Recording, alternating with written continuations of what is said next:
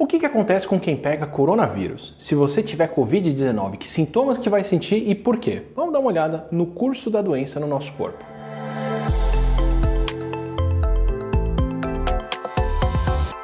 Imagina que você saiu de casa e se descuidou. Encostou lá em uma superfície que foi contaminada por alguém com Covid, que tossiu e depois você passou a mão no seu olho. Ou você dividiu espaço fechado com alguém contaminado, não tinha circulação de ar e você inspirou gotículas de saliva com o coronavírus.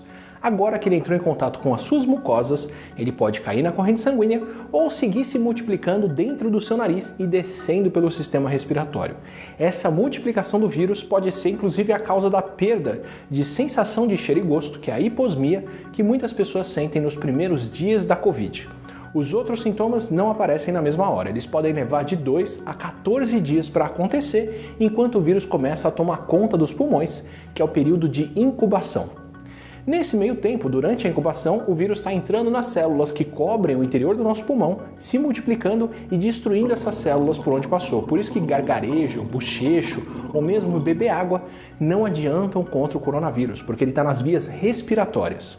E aí, por volta de 4 dias depois, essa multiplicação do vírus já pode ter sido suficiente para ele estar presente no muco e na saliva em quantidades grandes e começar a ser transmitido por nós, mesmo sem sintomas.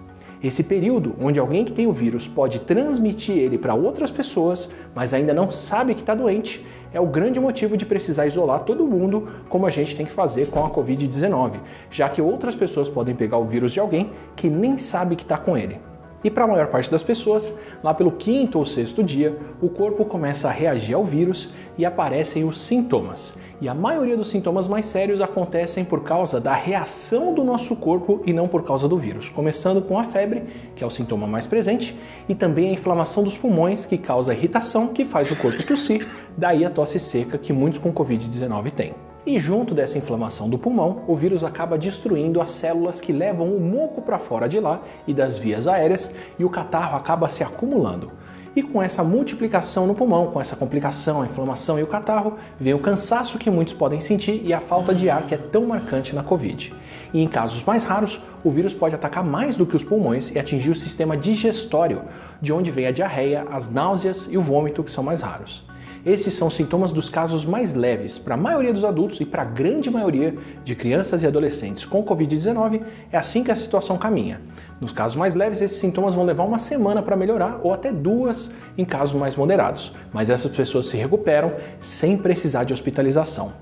Já nas pessoas mais velhas, em alguns casos mais novos, e entre aqueles que têm condições de saúde que vão complicar a progressão da doença, como problemas cardíacos, diabetes, pressão alta, asma ou outros problemas respiratórios, as complicações podem ser maiores. Nessas pessoas, não só a inflamação pode ser mais séria, como o acúmulo de líquidos no pulmão pode ser bem pior. Esses vão ser os casos moderados a mais graves, onde acontece a versão pneumônica da doença nos pulmões. Nesses casos, depois de uma semana dos primeiros sintomas, em média, ao invés dos sintomas começarem a ir embora, eles se tornam piores. E o acúmulo de líquidos no pulmão, nessa situação, pode causar a falta de ar que obriga muita gente com Covid-19 a buscar hospitalização para receber ajuda respiratória.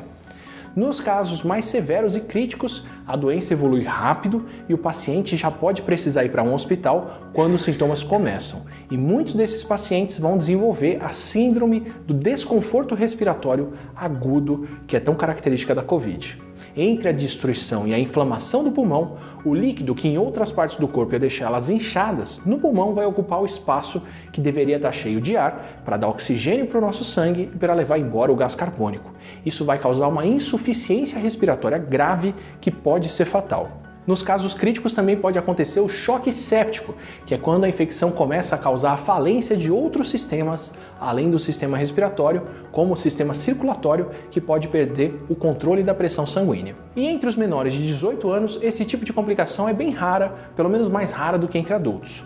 Os pacientes que chegam nesse estágio grave da doença podem levar de 3 a 6 semanas para se recuperarem, principalmente entre os mais velhos. E no pior do cenário, que acontece só com uma parte de quem contrai o coronavírus, a morte pode acontecer entre 14 e 19 dias dos primeiros sintomas.